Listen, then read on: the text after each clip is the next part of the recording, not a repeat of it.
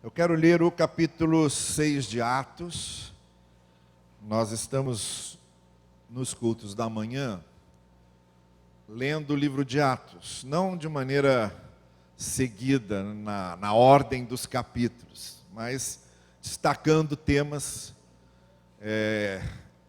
em cada parte do livro e trazendo para reflexão e aplicação das nossas vidas. Hoje a gente vai ao capítulo 6. E vamos ler do verso 1 até o verso 7. Atos capítulo 6, de 1 a 7.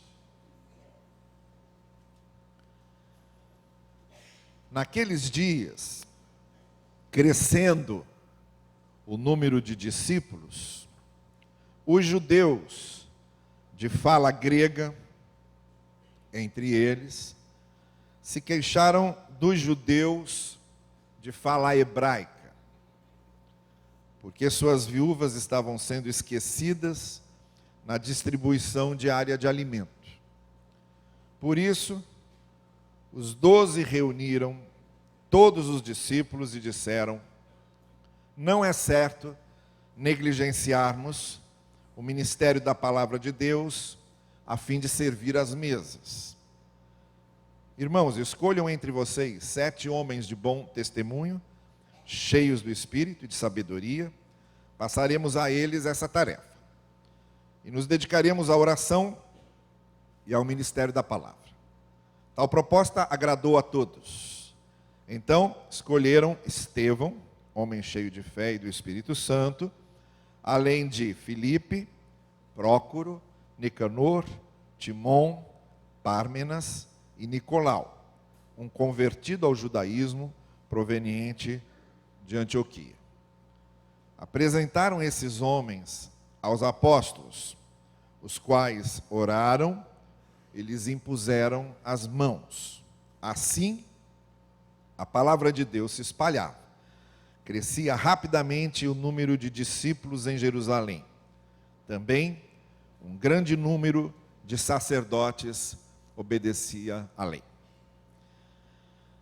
Bom, deixe-me fazer algumas considerações. Eu me sinto muito responsável sempre quando tenho o privilégio e a incumbência de transmitir a palavra aqui e em qualquer outro lugar. Nos outros lugares não é problema, porque nos outros lugares eu sempre costumo usar já mensagens que eu já preguei aqui. Eu sempre costumo dizer o seguinte: o único auditório que ouve minhas mensagens inéditas é a Igreja Batista de Barão da Taquara. O resto é tudo repetição, né?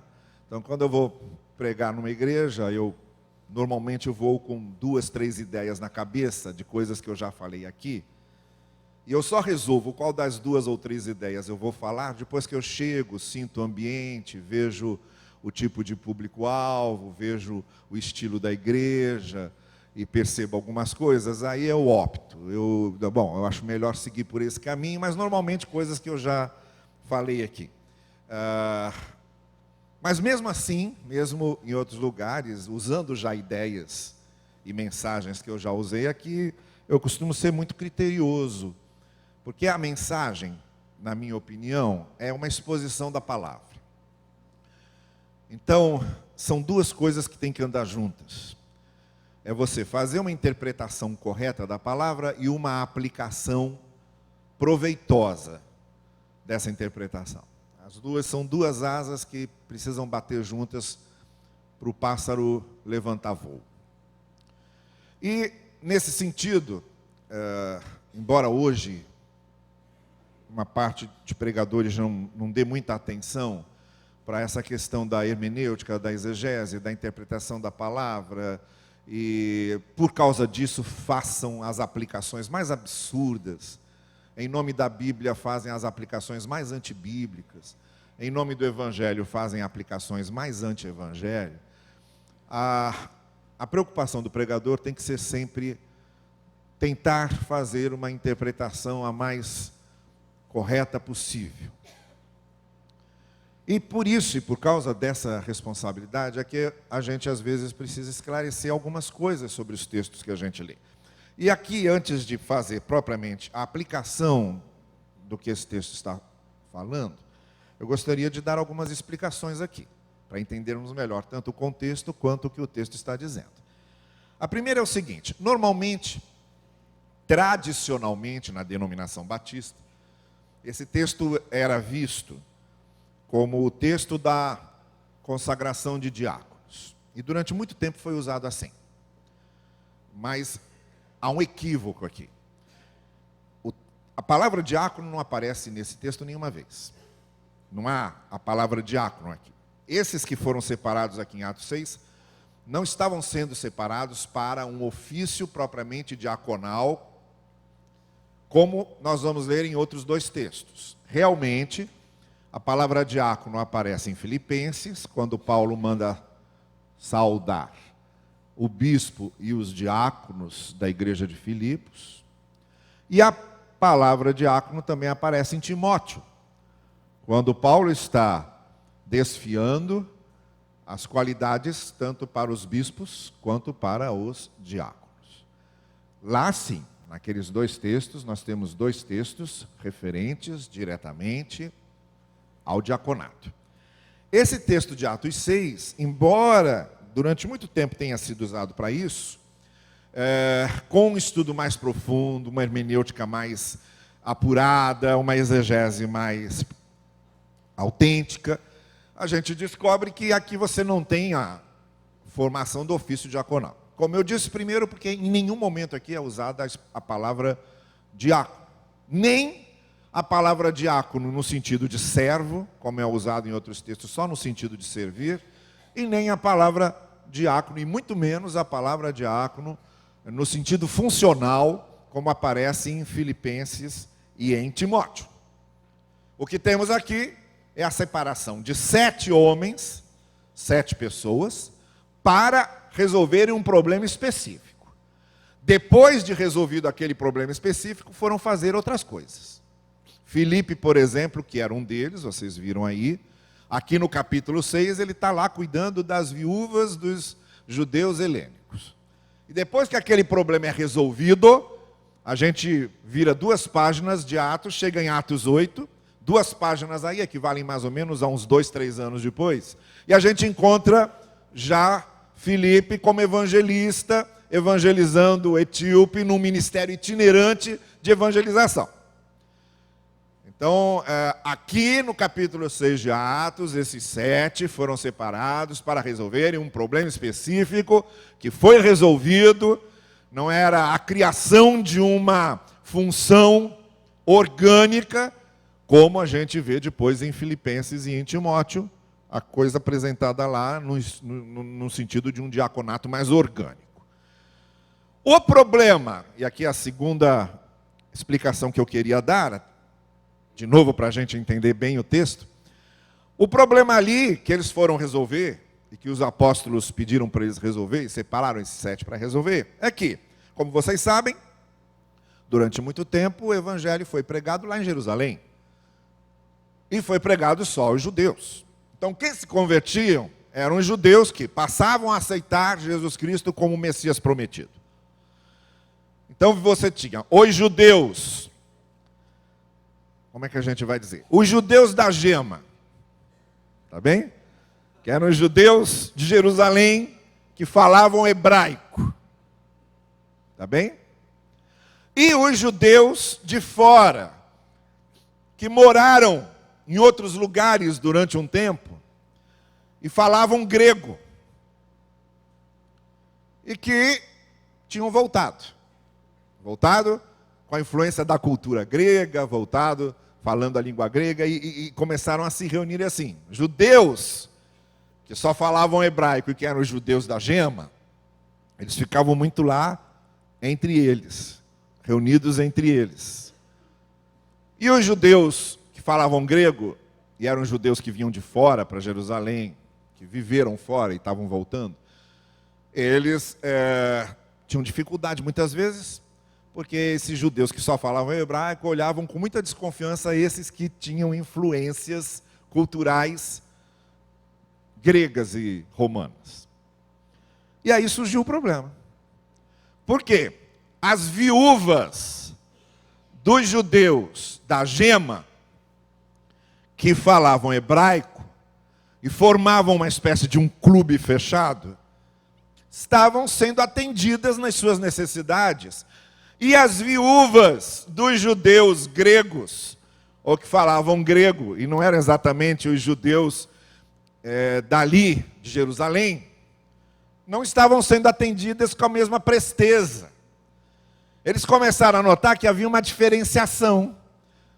As viúvas dos judeus hebraicos, que falavam hebraico, e as viúvas dos judeus gregos.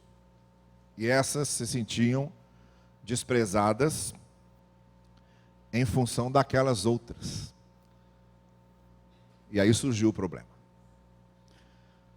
A terceira observação que eu quero fazer é que aqueles 7 que foram separados para cuidar desse problema, e por isso que é usada a expressão, os apóstolos dizem, olha, a gente tem um ministério itinerante, a gente sai pregando a palavra, como a gente viu que aconteceu, e não pode ficar preso num lugar, resolvendo um problema específico daquele lugar. Então precisamos de 7 pessoas que resolvam isso para a gente continuar livre, para fazer o nosso trabalho de pregação do Evangelho.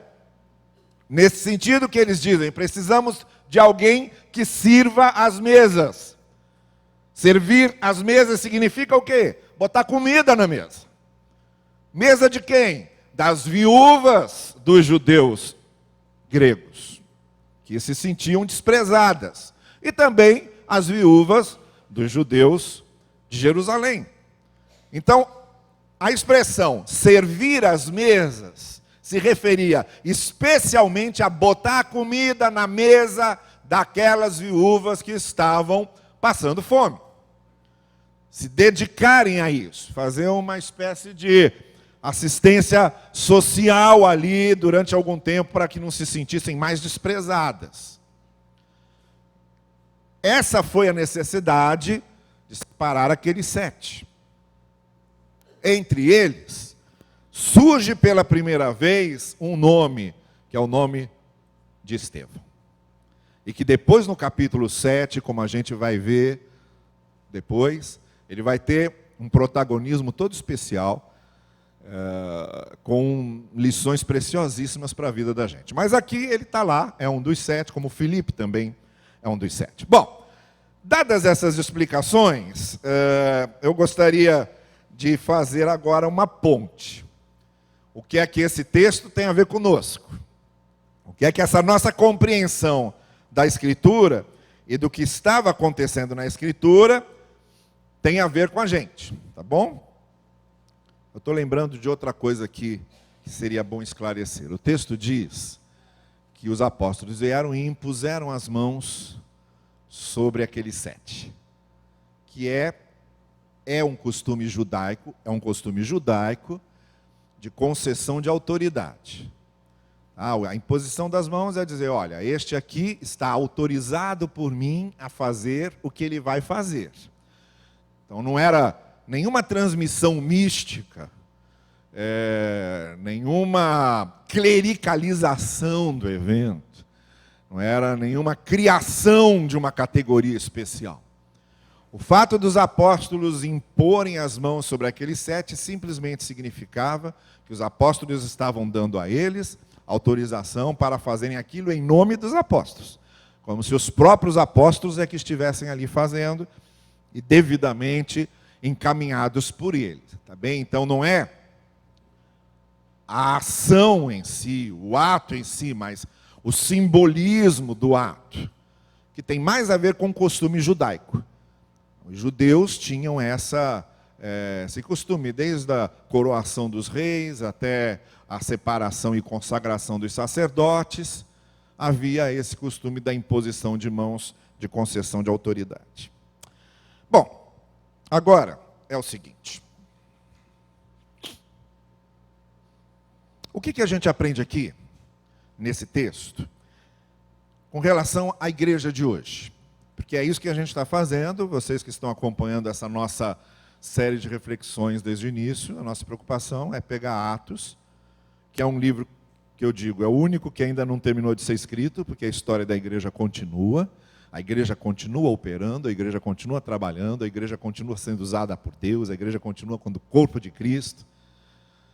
E a gente vai pegando não o ambiente cultural, nem os costumes culturais da época, mas os princípios e os valores.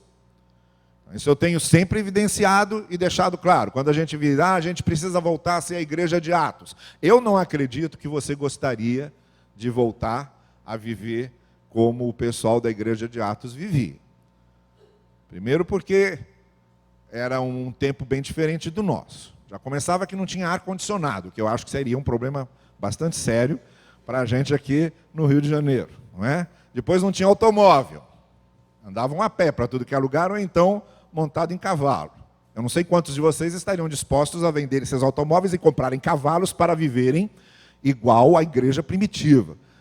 Depois usavam as roupas típicas da época. Não sei se vocês também gostariam daquela roupa típica da época. Então é uma coisa difícil esse negócio de dizer, vamos voltar a ser o que era a igreja primitiva. Claro que a gente não está se referindo a hábitos e costumes. Estamos nos referindo, quando a gente diz isso, aos princípios, às entrelinhas que estão ali. E é isso que a gente quer fazer. Quais eram os princípios e quais são os princípios que a gente encontra lá? E não os costumes. Por exemplo, se a gente fosse fechar os costumes ali, ou a forma como a coisa foi feita, para qualquer coisa que a igreja fosse fazer no trabalho dela, tinham que ser só homens e 7 homens, porque ali eles separaram 7 homens. Se a gente fosse pegar a forma e usar, a igreja quer formar um coral, tem que ser um coral de 7 vozes e só de homens. A igreja quer montar uma coordenadoria nova, tem que ser uma coordenadoria só de 7 pessoas e de 7 homens. É claro que ninguém é louco. Não, ninguém não, tem sim muita gente. Mas é claro que a maioria não é louca de achar que vai pegar essa forma e usar dessa maneira. Então o que nos importa são os princípios, porque se você for, por exemplo, celebrar a ceia como Cristo celebrou, já é um problema complicado. Tem que tirar os bancos e todo mundo ficar deitado no chão com o cotovelo apoiado na mesa, que era como eles faziam. Depois usar o cálice único. Imagina o que seria usar um cálice único hoje em dia. Porque Cristo foi passando o cálice. Mas eram só 12. Se for usar cálice único hoje, vamos fazer como Cristo fez. Normalmente, serve-se todo mundo, e aí eu aqui ia ser o último a... Isso já ia mudar, eu ia ser o primeiro. E quando chegasse lá em cima, já não ia ser mais aquela cor vermelha, ia estar um negócio mais agroselhado, não é? Então não ia dar certo. Não tem como esse negócio de pegar o formato e querer aplicar o formato, não tem como. O que a gente tem que pegar são os princípios. Então, quais são os princípios desse texto de Atos 6 que nós aplicamos para a igreja hoje? Primeira coisa, os problemas da igreja têm a ver com gente. É a primeira coisa. É gente que causa os problemas da igreja. Lá o problema foi causado por gente. Qual foi o problema? O pessoal que se sentiu desprezado, o pessoal que se sentiu incomodado, ou o pessoal que provocava aquela situação, que realmente desprezava e provocava. De qualquer forma, o problema que surgiu ali foi provocado por gente. Porque os outros problemas que não são provocados por gente, não são problemas. Por exemplo, ali, agora, por causa das coisas que a gente está fazendo ali, ficou alguma brechinha ali, começou a entrar água e tal. os zeladores vieram, limparam ali, daqui a pouco vão entrar de novo, limpar ali, enxugar e etc. É fácil de resolver, porque não é causado por gente. Problema mesmo é causado por gente. Qualquer coisa que nós queiramos fazer, em igreja ou fora dela, no seu ambiente de trabalho, na universidade onde você estuda, seja lá o que for, na sua família, os problemas são causados pelas pessoas. São as pessoas que trazem os problemas. Nós é que causamos os problemas. Muitas vezes, por causa da nossa maneira de ver, de compreender, de interpretar, muitas vezes por causa dos nossos temperamentos, muitas vezes por causa dos nossos sentimentos e das nossas emoções, muitas vezes por causa dos nossos defeitos, muitas vezes por causa das nossas teimosias. Bom, seja o que for, os problemas na igreja e em qualquer lugar, e na igreja não poderia deixar de ser diferente, são causados por pessoas. Porque a igreja é um conjunto de pessoas. De vez em quando alguém diz para mim assim, puxa, como é que podia imaginar que isso aconteceria numa igreja? Eu costumo dizer, olha só, Cristo tinha 12. 12. Daqueles 12, um traiu, outro negou, outro não acreditou quando ele ressuscitou, outro perguntava coisa que não tinha nada a ver. Tinha lá uns 3 ou 4 que simplesmente estavam lá e não faziam nada, só tinham um nome, você nunca ouve nada sobre eles. Eram 12 só. E mais, Cristo que era o pastor daqueles 12, e mesmo assim ainda dava problema. Então é óbvio que você numa comunidade, como as igrejas hoje são, muito maiores do que 12 pessoas, é óbvio, é claro que é muito comum acontecer problemas nas igrejas. Porque igreja é formada por gente. E gente dá problema. Gente gera conflito. Gente se desentende. Gente tem dificuldade de comunicação. Gente tem dificuldades emocionais. Gente tem complexos interiores. Gente tropeça. Gente é maldosa. Gente é maliciosa. Gente pensa o que não devia pensar. Isso acontece. Em qualquer lugar. Também na igreja. Porque é gente. O pastor Irlando sempre costumava dizer, a igreja não é um céu. Porque muitas vezes a gente vai para uma igreja achando que ali vai encontrar tudo perfeito. É um monte de santos que nunca erram. Não, não é isso. Mas também não é um inferno. Também não é um inferno. A igreja, ele diz, seria uma espécie de purgatório, em que você tem coisas boas e coisas ruins acontecendo concomitantemente, simultaneamente. E isso é igreja. Isso é igreja. Gente. Então essa é a primeira coisa. Surgiu um problema na igreja, porque a igreja é formada por gente, e onde tem gente, há problemas. A segunda coisa é a seguinte, vejam bem, problemas têm a ver com gente. A segunda coisa é a seguinte, soluções têm a ver com gente. O problema foi causado por pessoas, naquela situação lá, entre os judeus que falam hebraico e os judeus que falam grego. E a solução foi encontrada através das pessoas, porque as pessoas se tornaram a solução do problema. Separaram lá aqueles 7 e disseram, vamos resolver esse problema. Porque quando se trata de igreja, a questão não é só que onde tem gente tem problema. A questão é também que onde tem gente tem solução. Os nossos problemas, Os nossos problemas de convívio, os nossos problemas de conflitos, os nossos problemas de desencontros, os nossos problemas de divergências, os nossos problemas de instabilidades, são resolvidos por nós. Porque se somos problema, nós também somos solução.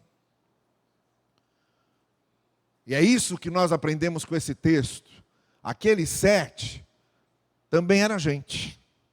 Gente imperfeita também, gente com suas limitações, gente com suas falhas. Não eram 7 perfeitos, mas foram 7 que se tornaram solução. E é isso que faz a diferença.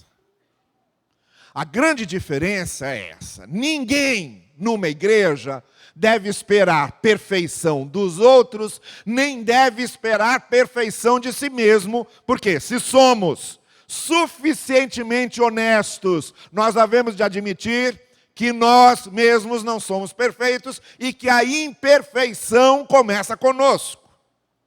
Porém, a coisa abre um horizonte, recebe uma luz e abre uma porta, quando a gente entende que é bom também sabermos que se a gente causa problema, também podemos ser solução. E é muito bom, justamente por sermos igreja, que nós nos coloquemos à disposição para solucionarmos, para trazermos soluções, para ajudarmos a resolver, para juntarmos forças que criem alternativas solucionadoras. Foi isso que eles fizeram. Ninguém está falando lá de 7 perfeitos. Nós estamos falando de 7 pessoas. Mas 7 pessoas que, mesmo com suas falhas e limitações, estavam dispostas a ser parte da solução. Estavam dispostas a ser uma resposta. E é isso que faz a beleza de sermos igreja. Porque os problemas que o convívio de pessoas sempre traz podem ser resolvidos pelas pessoas quando elas também se dispõem a resolver. Quando elas se dispõem a solucionar. Uma área em que isso acontece de maneira muito prática e muito comum, e muito recorrente, muito rotineira até, é quando há um desentendimento pessoal. E num desentendimento pessoal, às vezes a gente exagera, diz uma coisa que não devia, é um pouco mais agressivo, é muito taxativo. E ali se operam feridas. Acontecem feridas. Então, gente que porque é gente, porque não é um pé de alface, é gente, entra em conflito, discorda, se machuca muitas vezes. Mas aí, essas pessoas, ou pelo menos uma delas, para, repensa, o sangue esfria, e é aqui vem a coisa. Ela diz: eu vou dar um jeito nisso. Eu vou tomar a iniciativa de resolver isso. E ela toma a iniciativa de procurar o outro, de se reconciliar, de se explicar, de pedir perdão, de resolver. Porque na igreja as coisas funcionam desse jeito. A igreja é um conjunto de pessoas que são problema. Mas também a igreja é um conjunto de pessoas que são solução. A igreja é um lugar onde há conflitos, Mas a igreja também é um lugar onde os conflitos são resolvidos. A igreja é um lugar onde há tropeços. Mas a igreja também é um lugar onde se levanta, ou se é ajudado a levantar. É nesse sentido que esses dois princípios nesse texto operam conjuntamente. E o que faz toda a mudança, e o que dá uma tonalidade especial a tudo isso, é eu saber que posso ser parte de uma solução. Eu saber e me dispor a ser parte de algo que seja resolvido através da minha instrumentalidade, através da minha vida. Essa é a dinâmica da coisa. Então, naquele texto nós tivemos isso. Gente causando problema, porque é gente. E gente resolvendo o problema, porque é da gente também que surgem soluções. É das pessoas também que vêm os resultados. Mas há uma terceira e última coisa que eu gostaria de realçar aqui.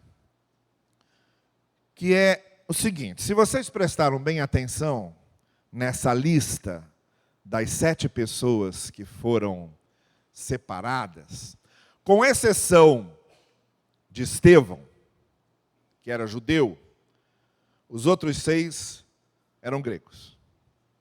Pelo menos por esses nomes bonitos que você vê aí, né? Tudo nome grego.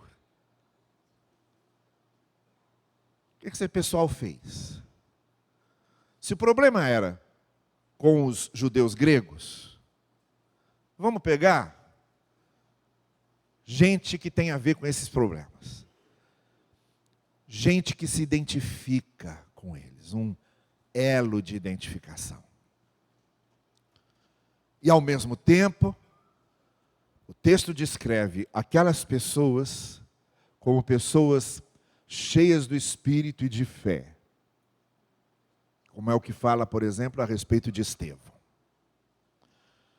Então, o que eu gostaria de dizer para você é o seguinte: nesse jogo da vida na igreja, entre gente que é problema, gente que é solução, e como causamos problemas e também encontramos soluções, tudo brotando de gente e de relacionamentos humanos, uma combinação que é infalível para isso acontecer, é que, de um lado, haja a nossa humanidade que se identifica com a humanidade do outro.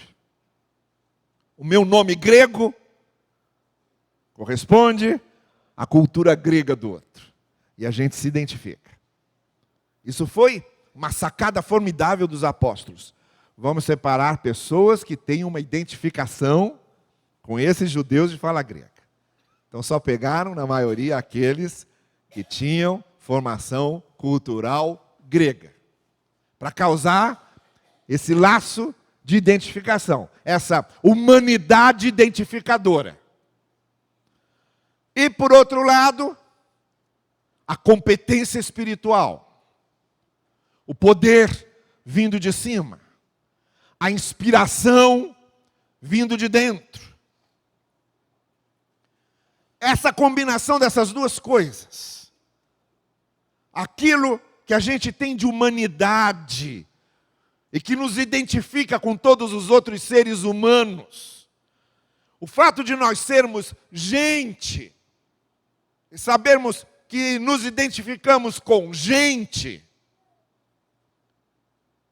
andar junto com a dependência da capacitação do Espírito Santo de Deus. Andar junto com a inspiração da fé.